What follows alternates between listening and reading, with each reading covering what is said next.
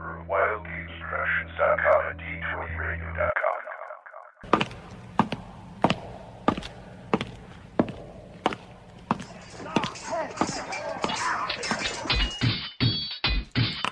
Roll for initiative. Hello, folks out there in the Roll for Initiative podcast land. Guess what? This podcast is not over. It is not dead. We are back, and with a vengeance. That's right. We've had a, what was it? We've been resurrected. We be resurrected. That's correct. With improper grammar, we be resurrected. We be resurrected. 10,000 gold pieces, I think. For you, Nick, it's like 20. Dang. Yeah. As you hear, high cost of living. Get it? High cost of living. Resurrect.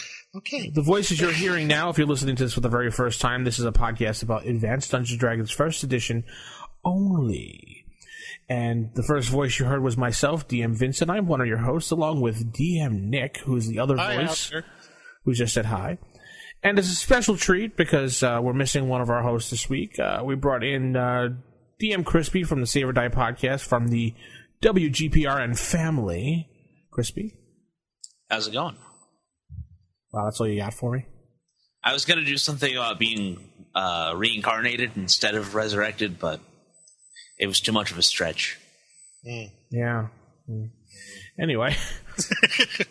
I was going to do a different voice. And yeah, okay. I got resurrected is Christopher Walken. How's it going? It's great. Right. It's weird. Ow! So anyway, people have been wondering where we've been. We just we took a little, mental break, pretty much. Right, Nick? What? Yeah, I just took a mental break right there. Yeah, I guess so. You can always keep in contact with us by email, by the voicemail line, which at 570-825-4210, the RFI hotline. Hotline. Yes. Ooh, got some over here. Jeez. Or you can go to osrgaming.org, our forums, where you can chat away. Even Nick is on there finally. Yeah. I think I have around 10 posts. Yeah, I think so. Something like that. Crispy's on there as one of the moderators, even though I haven't seen him in a few days, but he's on there. I was just on not too long ago. Oh, you were? Okay. Yes, moderating with extreme moderation. With an iron fist. I do. I moderate all the time. I change people's posts to make them sound stupid. It's good fun. Sure. Oh, that's a good time. Nice. So our website, we're trying to get the articles up as fast as we can, but, when people don't approve them and, wrong grammar and... Stupid kobolds can't type. Yeah, really. But, just remember you can always email us if you have any questions. So, what have you guys been doing? Nick, what have you been up to lately? I'm up to 6'1". Oh, really? Yeah. You grew since the last time I saw you. Actually, what was it? Just a few weeks ago, we had our monthly game, Temple of Elemental Evil, and they got to, again, my group doing something completely off the deep end. I should always expect the unexpected from my group. Yeah. Anybody who's familiar with that particular module, the Moat House area, and the dungeon below, and there's all the different... Well, in my version, I got the Hackmaster version, and there's goblins and bugbears down there, and a few other brigands, what have you. Okay. Well, the original leader, Lareth, he's not there anymore. He was replaced by a Quickling, which are nasty in itself because they're super fast, and try to cast spells against them. They have saves like an 18th level cleric, and so they actually captured the thing. He's begging for his life, and they basically made the impression to the rest of the dungeon that they were in charge now. They actually pulled it off. They had the bugbears and the goblins and everybody believing that the party was sent by the temple to get things straight. I mean, and send people on errands to their certain doom and everything. Basically having evil work against itself, which the paladins in the party had no problem with whatsoever. Really? So, really? They're like, hey, we're using evil against itself. I'm good with that. So that's where we kind of ended up with. And next they'll probably be on to, I believe it's Nulled. that town before the temple, and then the temple itself. So it was an interesting night. Cool. How much different is the Hackmaster one from the original one? Well, it's got a different title. Instead of the different elements, it's called the Temple of Existential Evil. Jeez.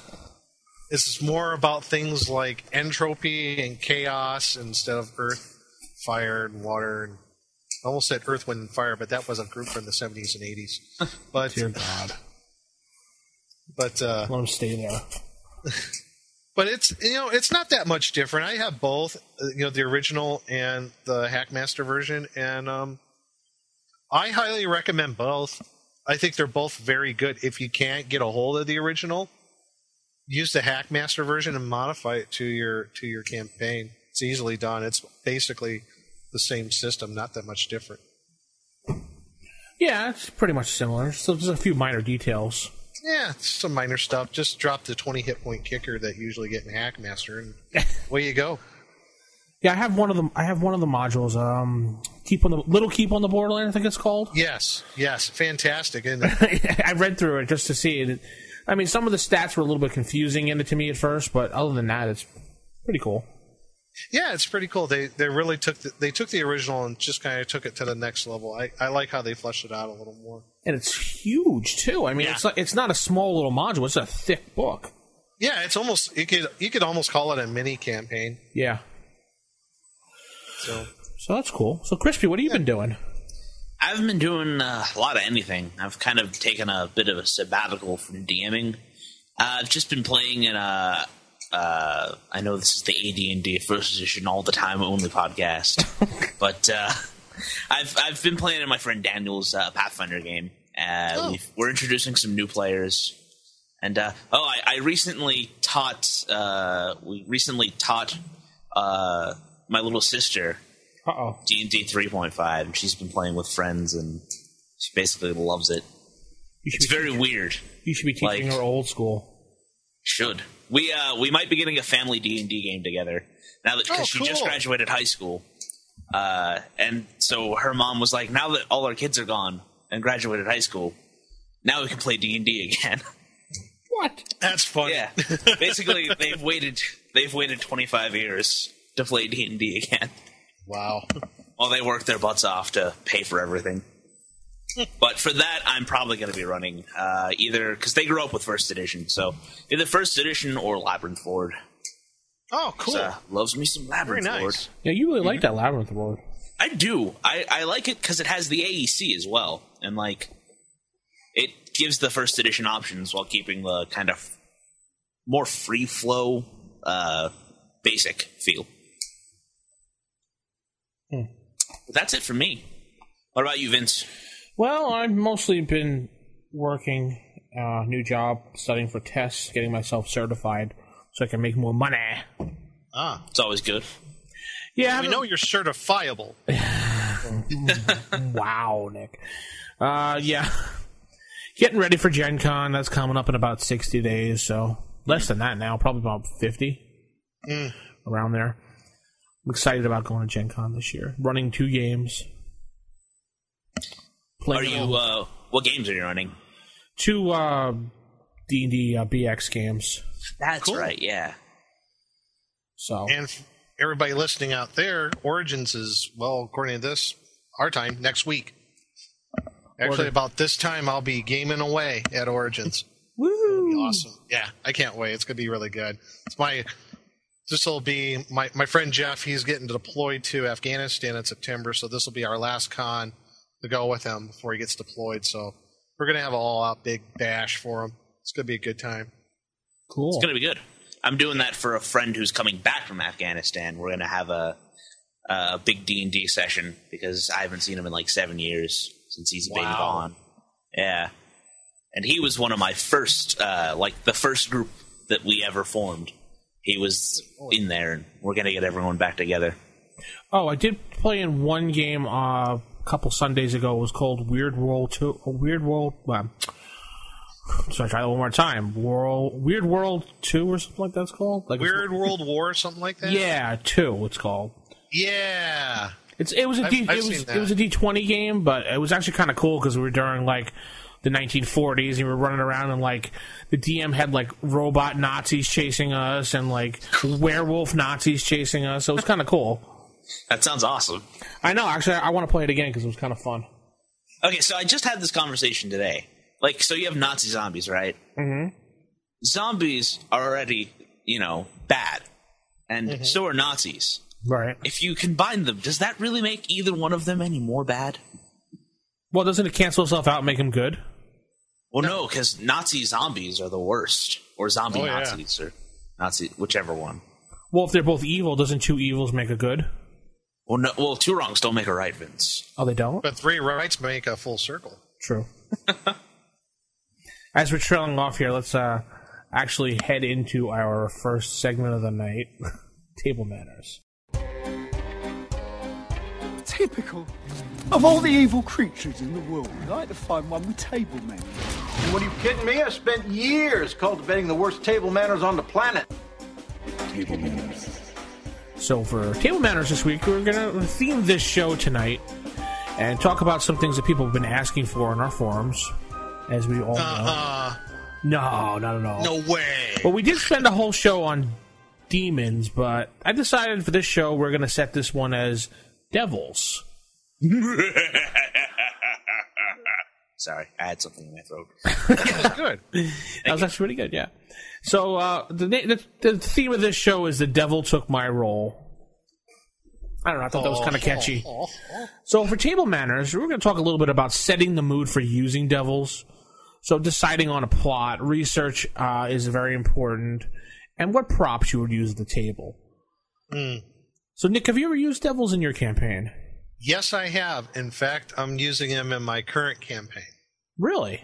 Yes. The current campaign, to kind of reiterate from, I think I talked about it previously, is the group has traveled 500 years into the future of the campaign world, and it's pretty much evil has won. And there are demons and devils running about the land. They haven't run into any as of yet, but they are there. Yeah, basically the whole world has gone the HE double hockey sticks. Oh, no. Oh, yeah, and there's a very small bastion of good that's left on the fringes of the continent.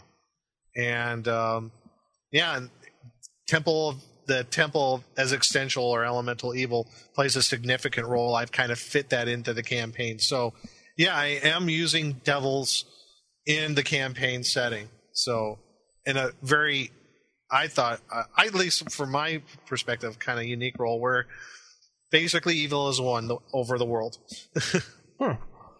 As you know, I've used devils in mine. I used Asmodeus, and we'll talk about him a little bit later, but I used him in my Book of Sorrows campaign.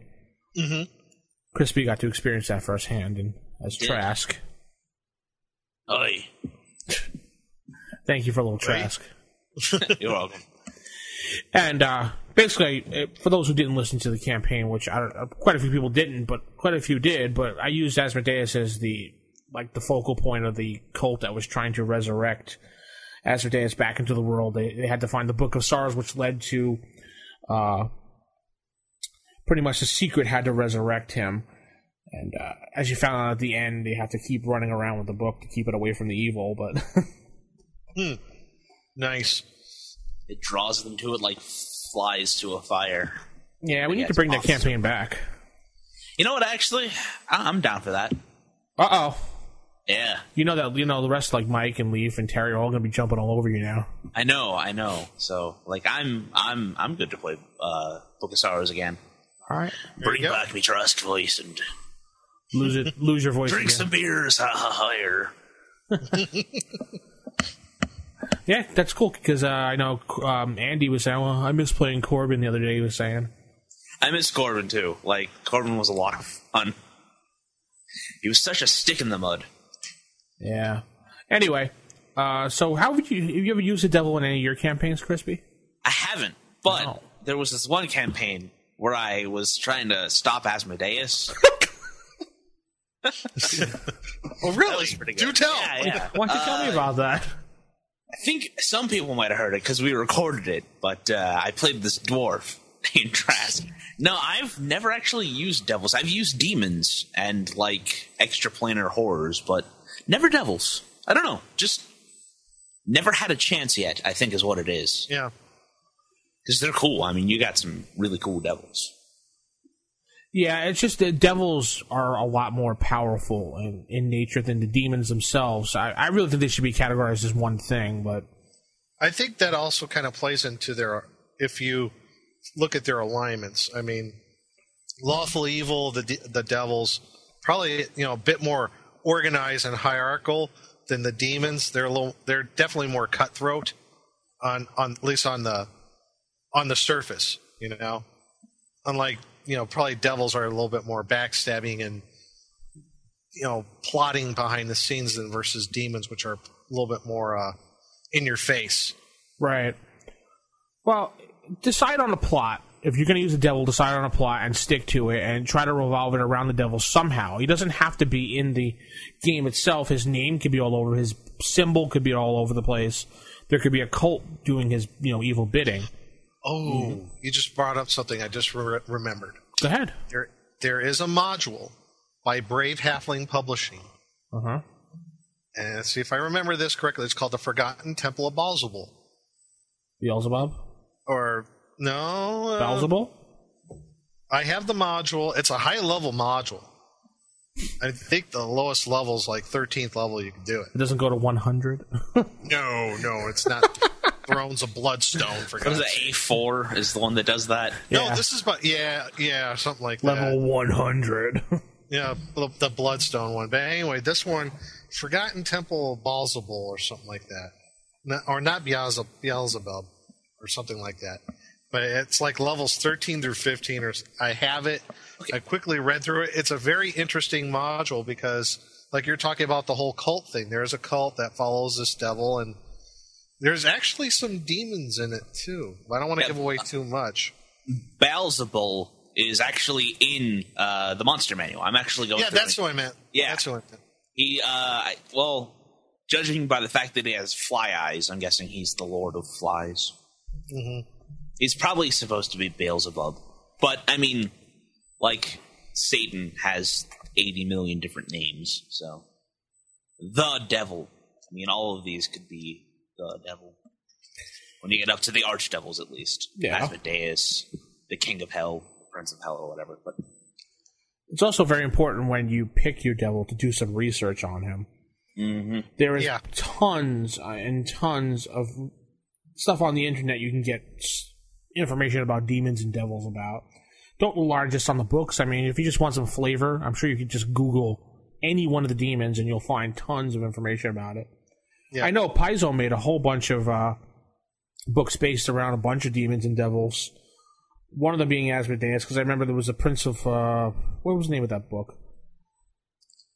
Softcover book. It was called Princes of Darkness or something, Part 1 or something. I want to say that, but like I know Paizo's campaign setting, there's a whole like country that is basically devoted to devil worship, and it's tainted by devils. Yeah. Cheliax, the city of devils. Yes, that's it. Yeah, it's cool. Like, and they have like they're really, really into the devils over at Paizo. Really?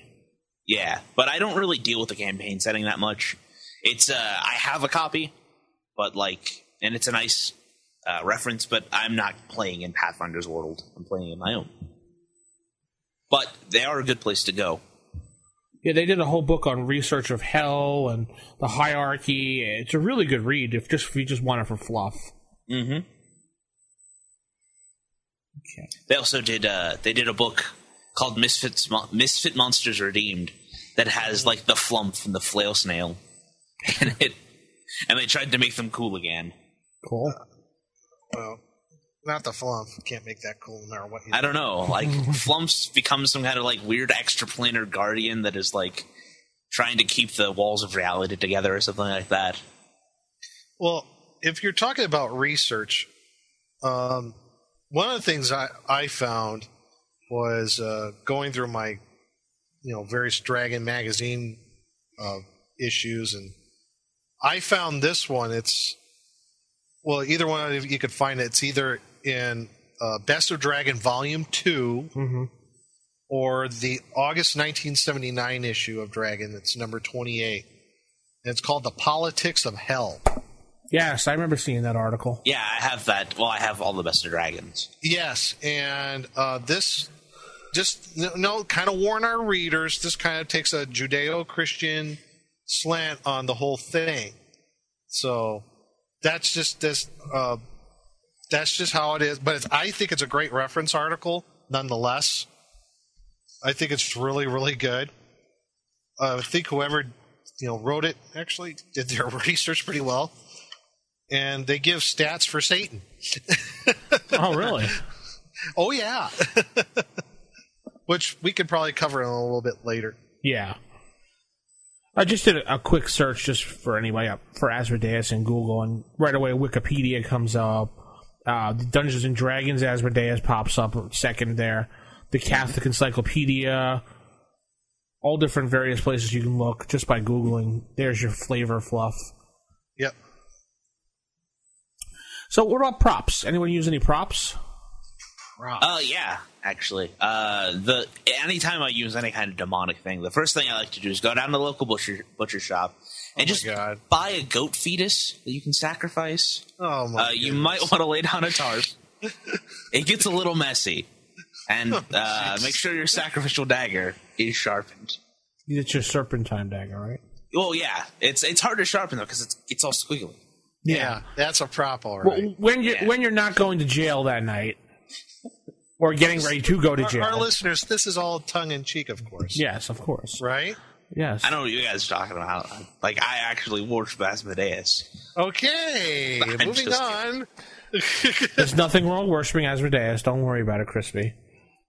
Well, it just sucks because, like, my friend Blackleaf, jeez.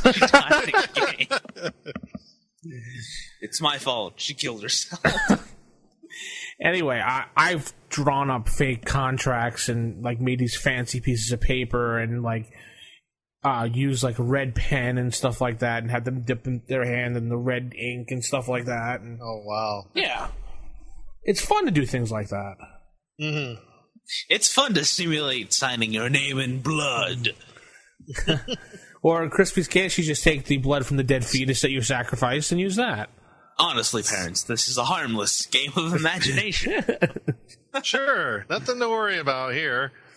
Nick, what about you other than being horrified at the moment? Oh, no, I'm used to it. Remember, my second favorite game is Call of Cthulhu. True. So, but as far as props, I can't really think of any that as far as like for devils. But you gave me some ideas, some good, some not so much.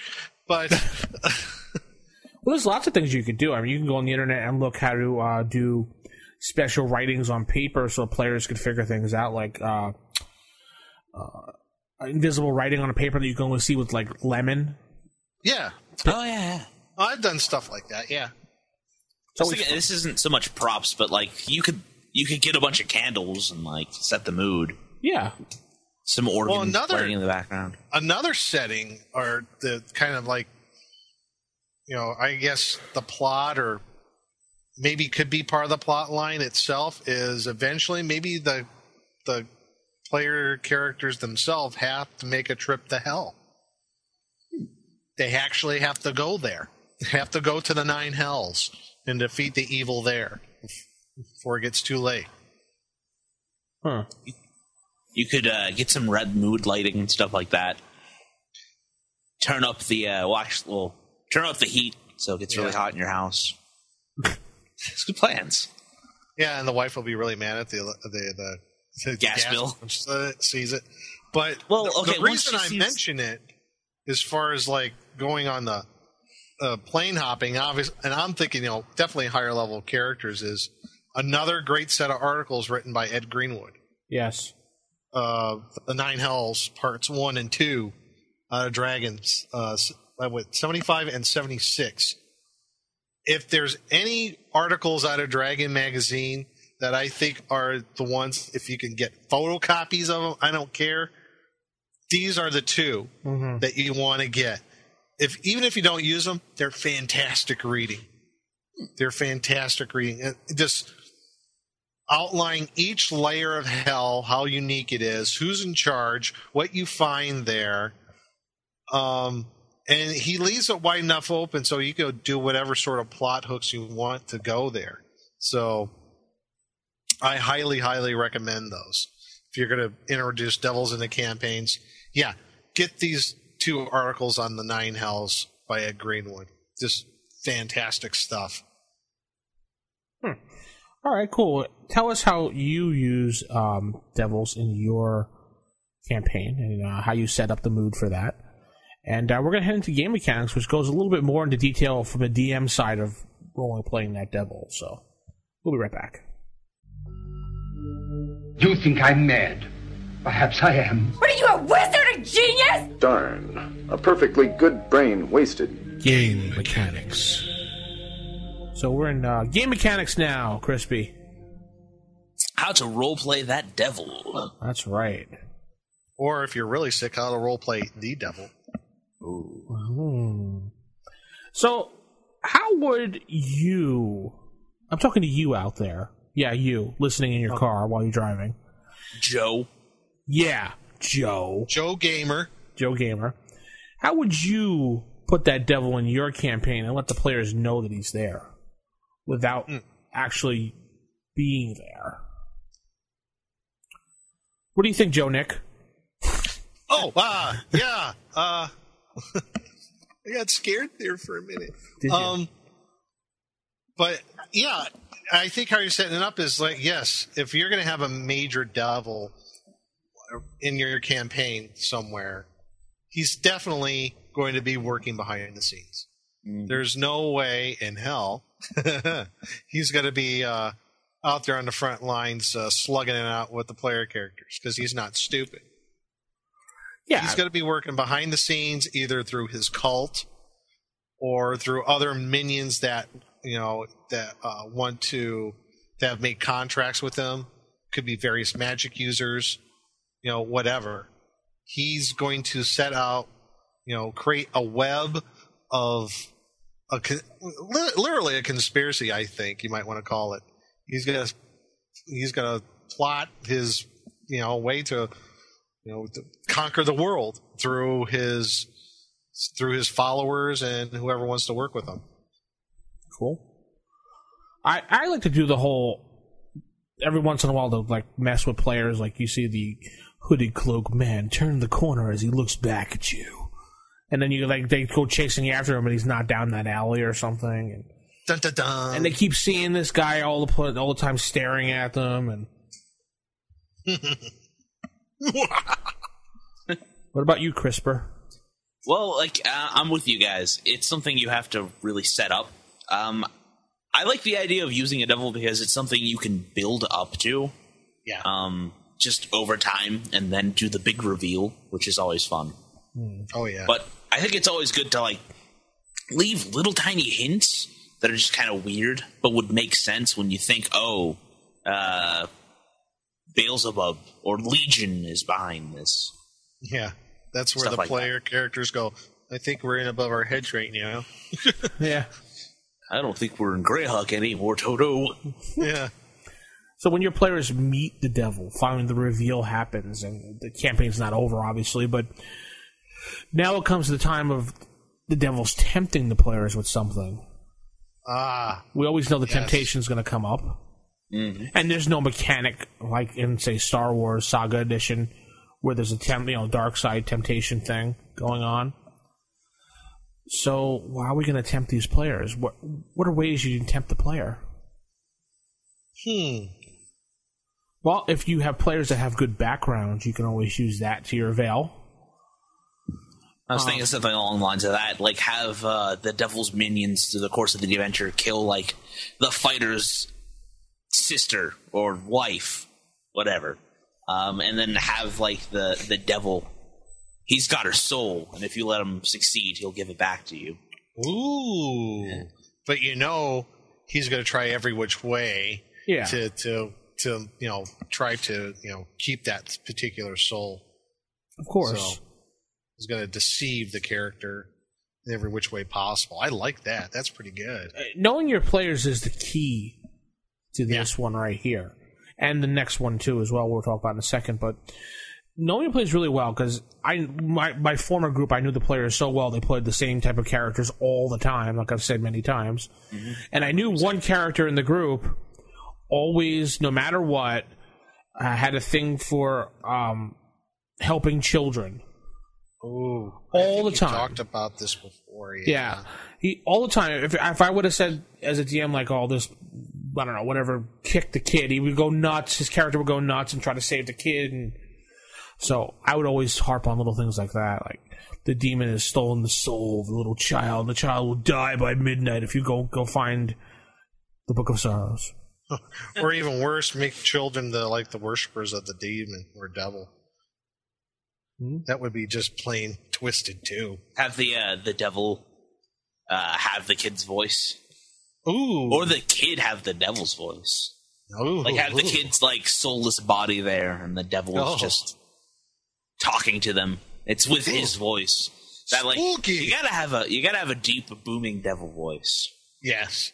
It's just kind of a prerequisite for playing a devil. Like, what's an example of a deep devil voice? I don't know, Vincent. What is an example of deep, booming devil voice?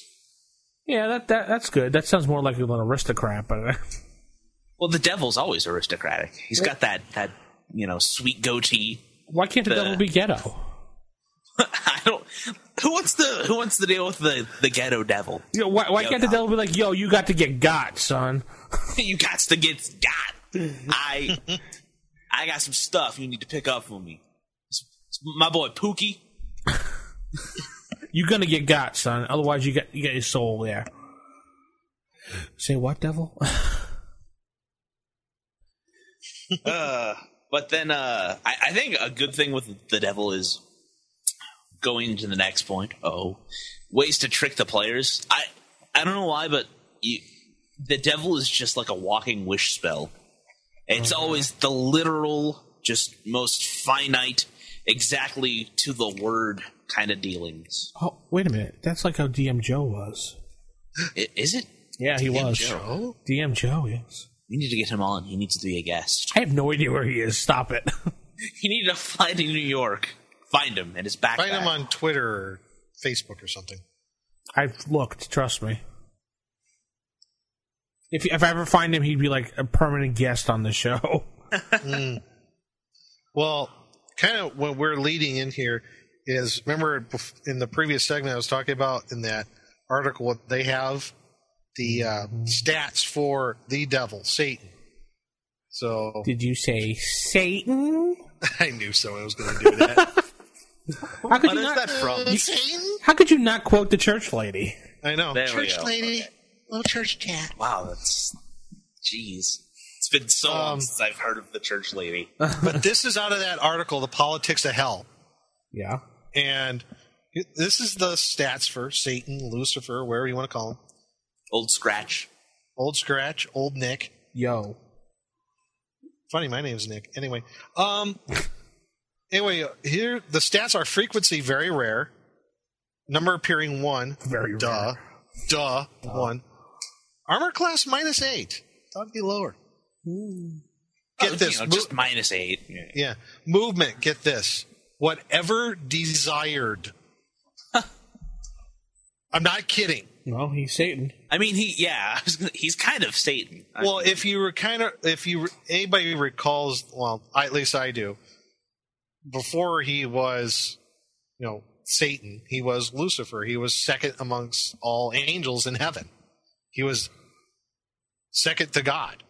And yeah, he could move wherever desired. So Yeah. hit dice, 333 hit points. Ha ha ha. Yeah. Go on. I thought it would have been funny if he had 666, but... Yeah, I know. Percentage in lair, 5%. Treasure type, does it really matter? I mean, H times 2, I times 2, U times 2. Number of attacks, 1. Damage attack, 10 to 100. Jeez. Really? 10 to 100 points of damage for his one attack. That's a lot, but like I would just think Yeah. if Satan punches you, you die. Pretty much. Special attacks. +3 or better weapon and purity of heart required to hit. So not only do you need a +3 or better weapon to hit him, you need to be an anime hero. You basically have to be a paladin before you can hit this. Magic resistance 95%. Jeez. Yeah. Intelligence godlike, duh. Alignment lawful evil kind of goes with the thing. Size variable. Psionic and attacks all special, but the article just give you a little quick sum up. He's appear in any form he wishes. First to be a normal man, most likely to engender trust and respect. But he likes to appear roughly humanoid, 4 and 7 feet tall with horns, tail, pitchfork, and dark red. Obviously. He can teleport as fast as he wants to, or move as fast as he wants to. He can accurately teleport cross dimensions. He will travel through time if need be. Satan can travel through time, people. He is Satan. Anyone who dares to attack Satan psionically will automatically fall upon his control forever. Pretty harsh. What else?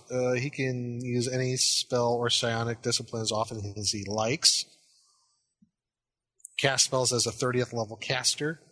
Except for druidic spells. He only casts as a 14th level druid. Oh, only? No. He has the ability to alter fate in order to cause a number of unfortunate events to happen to an individual, such as the death of friends and family, then ruin a business, career, property, blah, blah, blah. Just basically write down does whatever he wants to do. Pretty much. Yeah, like that's my view of like if you're gonna fight Satan. Yeah. In other words, don't. Yeah. Well, I mean, with those stats, pretty much just don't. Stay away. Do not touch. I was like, don't poke the bear. Don't poke the Satan. Yeah. I really like his Gamma World compatriot, though. The Robot Devil. The Robot Devil? Yes, the Robot Devil. Robot Satan? You watch a little too much Futurama, aren't you? Yeah. I was going to do a thing, but... Go ahead, do your thing. I don't know if I can.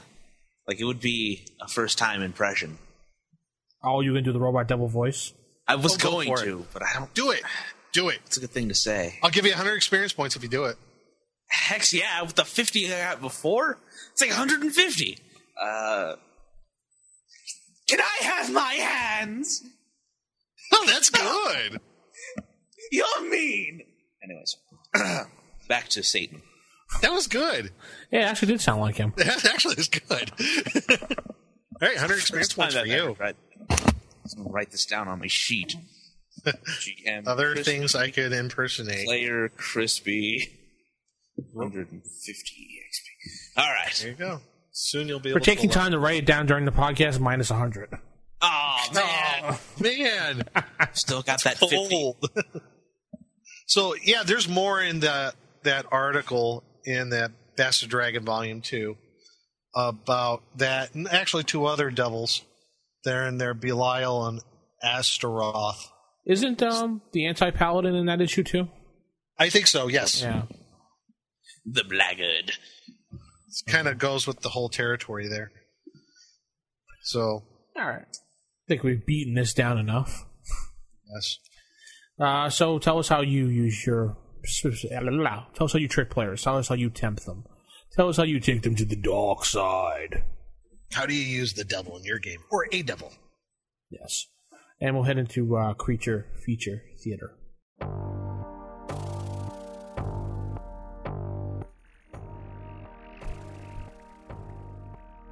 Creature Theater. The Creature Feature tonight will focus on one, as I said earlier, devil. Figure we'll do Asmodeus since he's mostly in the spotlight right now with all the Pathfinder games and movies and everything like that. Asmodeus.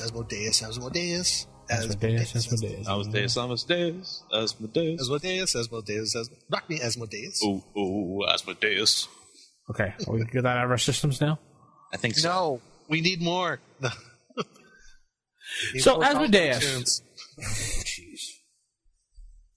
Asmodeus, the king of hell. Well, the prince of hell, I should say. Well, they're listed as king of hell, prince of hell. Well, he's the overlord and duke of hell. Page 20 of the first monster manual. Yes. There he is with his sick goatee. I told you guys. I know. Hey. Asmodeus kind of just seems like, because, well, you know, I was researching stuff for this earlier, and Asmodeus is a real Hebrew demon. Yes. Yes. Well, you're right. He's from the Book of Tobit and Talmuds, and he is let's see here, one of the 7 princes of hell, and also I think he's also referred to as like the king of hell. Yep. Yes, he is considered the king of hell, the king of gamblers, the king of broken marriages. There's many names he goes by. Yeah. Oh, and again, referring to that Politics of Hell article, explains how Asmodeus got to rule over the 9 planes and took it over from Satan.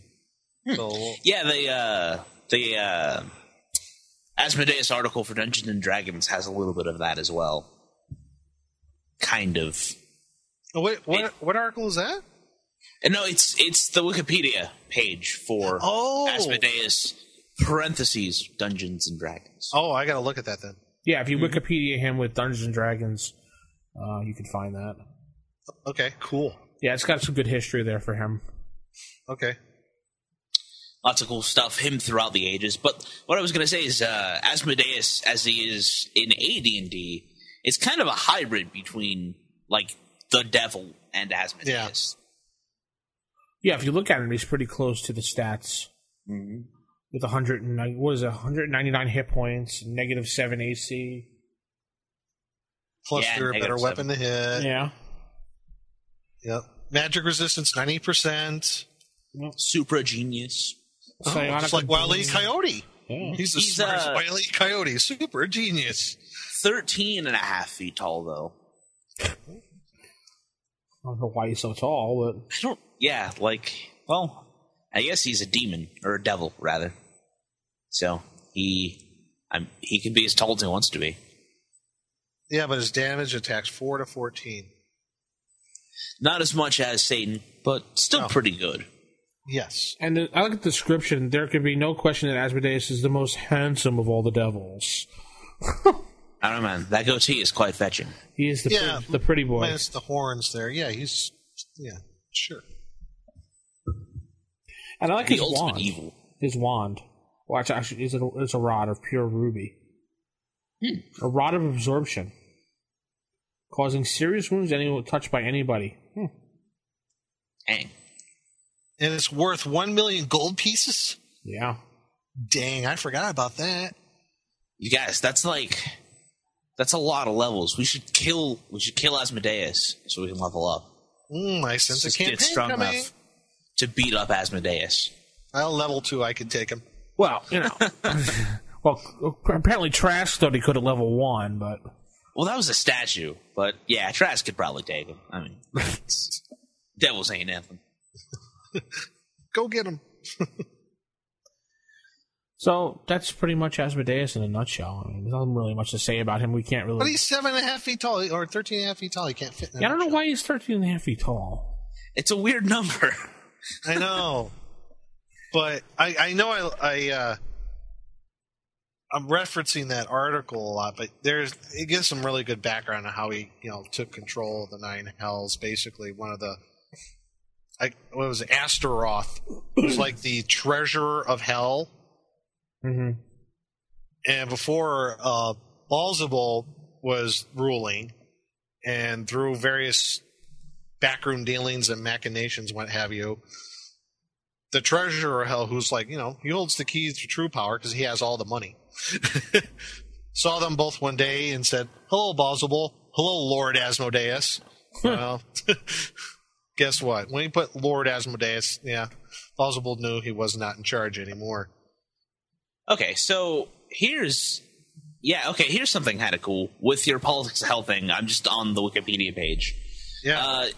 It's saying it references the Politics of Hell article, and Satan is more powerful than any other devil, but lacks support, having been exiled from hell by Beelzebub following a resolution. Beelzebub, meaning Lord of the Archdevils, was later himself overthrown by Asmodeus, and is forever after known as Beelzebul, Lord of the Flies, with flies meaning little devils in this context. Huh. Right. Interesting, yeah. That is pretty cool. There's some neat history going on there in D&D Fake Hell. D&D Fake Hell. D&D Fake Hell, okay. So that's how we can use him. That's how I'd use him. Do the research, study about him, learn. Just don't start worshiping. No, of course not. Not cool. Wow, you shouldn't say it's not cool. To each his own, because you never know. From our listening audience. Oh, okay, that's true. Whatever. You can't condone. Don't sacrifice things. Don't kill yourself or anything else. The game caught enough flack. Yeah, we had enough black leaves of our time. True.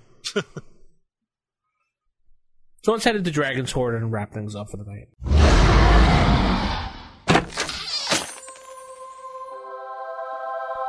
The Dragon's Horde.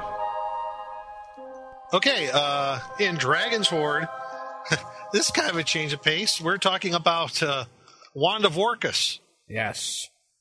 This totally goes against the whole devil motif. It's a demon weapon. Yes. But it's an artifact. And you're evil, so that's why you threw me off like that, right? Exactly. Curses! Well, it's the whole debate of, is it actually really an artifact? Does it really exist? Or is it just rumor? Well, of course it really exists. It was a major plot point in 4th edition. Well, yeah. What edition? I'll just be going now. I'll see you guys. Yeah, you're just disconnected for that comment. Oh, no. Banished. Go ahead. I would, you know what? Now that we're talking about the Wand of Orcus here, in the Dungeon Master's Guide, page 162, it's actually the last one in the whole artifacts. Ghastly weapon is property of the demon prince Orcus. And at times it is said he would allow his wand to pass into the prime material plane or the wreak chaos and evil upon all living things. The wielder of the wand does not have the full death-dealing power of the device, the victim of its blow having a saving throw versus magic to avoid death or annihilation. Gods, godlings, demon lords, spirit devils, saints, and demigods are not affected at all, of course. A little disclaimer. And it goes on, you can fill in the blanks for all the different special abilities it has. That's kind of cool. I just realized that's like the whole premise for Death Notebook, the anime. Yeah. But just think about it. It's like almost the whole same thing. It is. They throw the book and, let's see what happens.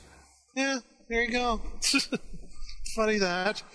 But as far as using it in a campaign, the Wand of Orcus is nasty, and I would say yes, in my current campaign world, it's somewhere. I don't know where. But I'm sure it's there, and it's not just lying about. Somebody is using it. I would hope not. Well, you have demons and devils running about in my campaign world where evil is pretty much won. Yeah, Wand of Orcus is around somewhere.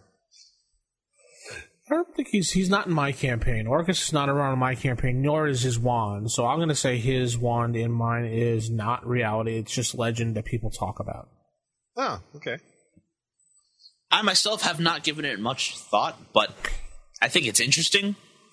And it's Schrodinger's Orcus wand. It neither is not there or not there.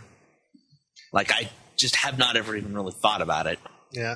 It's one of those artifacts to where it looks like, compared to the other ones, it's relatively low powered. So it's an artifact that I guess could make its appearance in a campaign, be a plot device for a larger campaign quest or what have you. That's how I kind of see it. Just comparing it to some other things like the Sword of Kos, for example. It's like the Sword of Kos when you look at the different special abilities, actually has more special abilities than the Wand of Orcus. So it's somewhere around a low level artifact. So when you take in all the other ones into consideration, it's not like, when you have all the hordes of dragonkind. So, yeah. But all the Dragon Balls. Yes, all the Dragon Balls.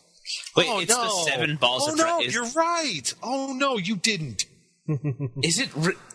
No, they couldn't have. No, they didn't.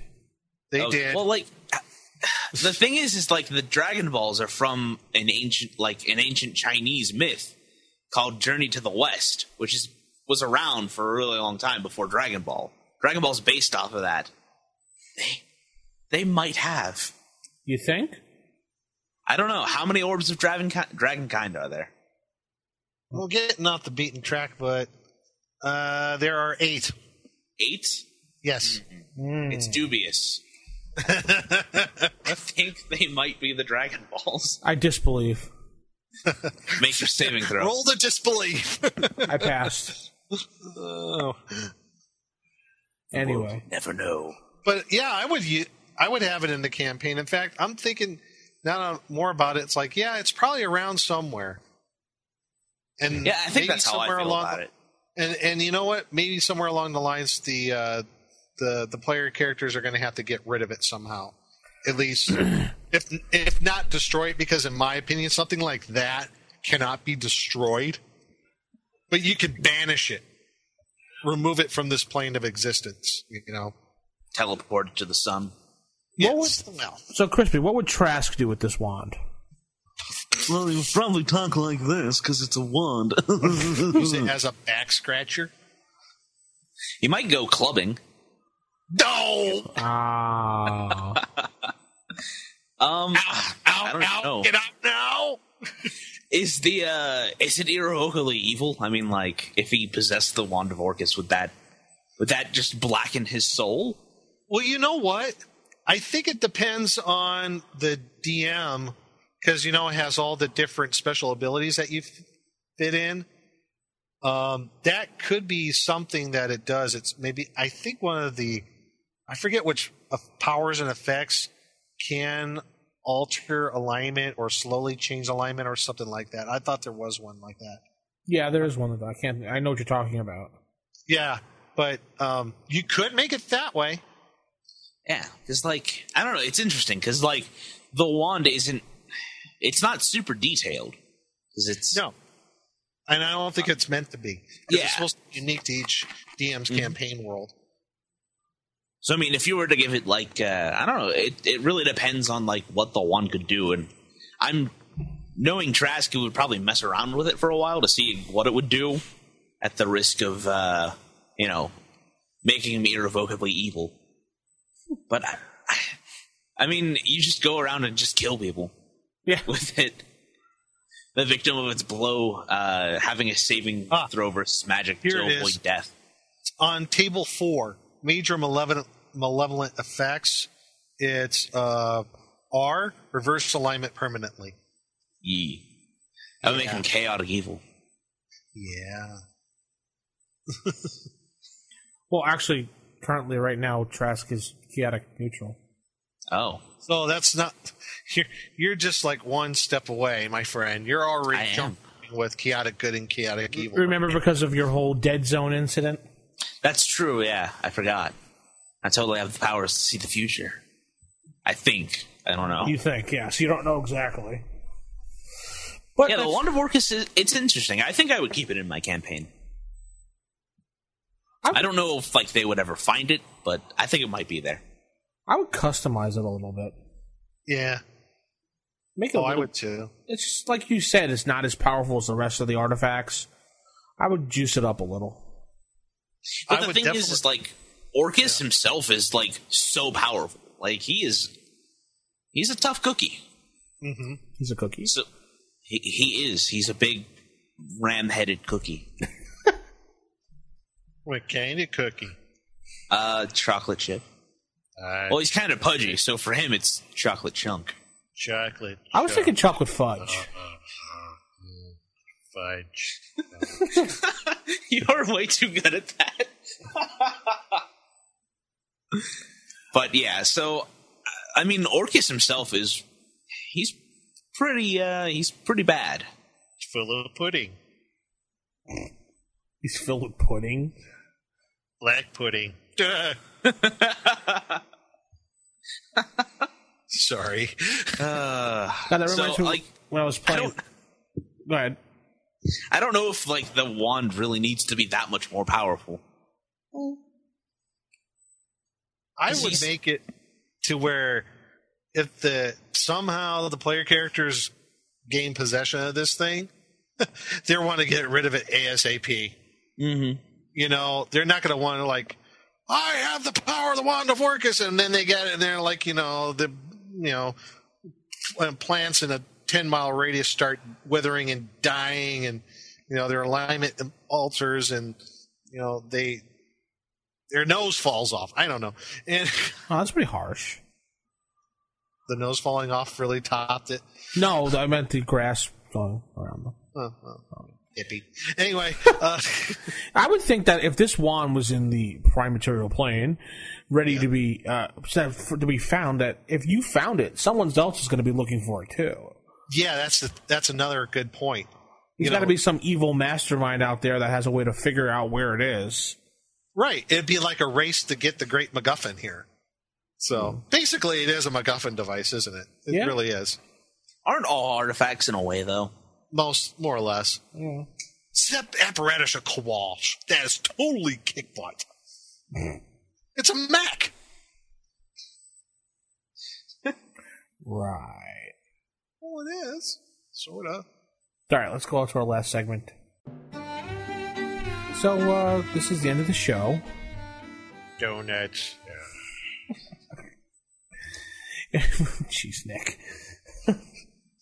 Crispy, want to thank you for coming on and joining us. Thank you for having me.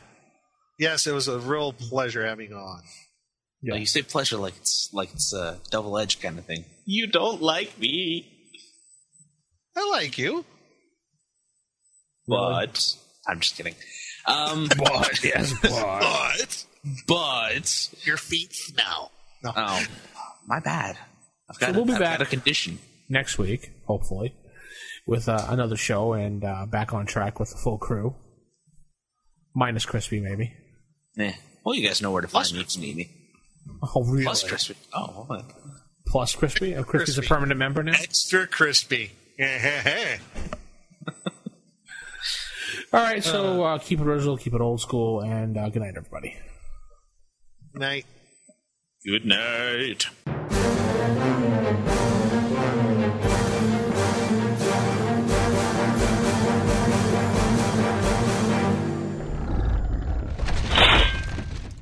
Roll for initiative.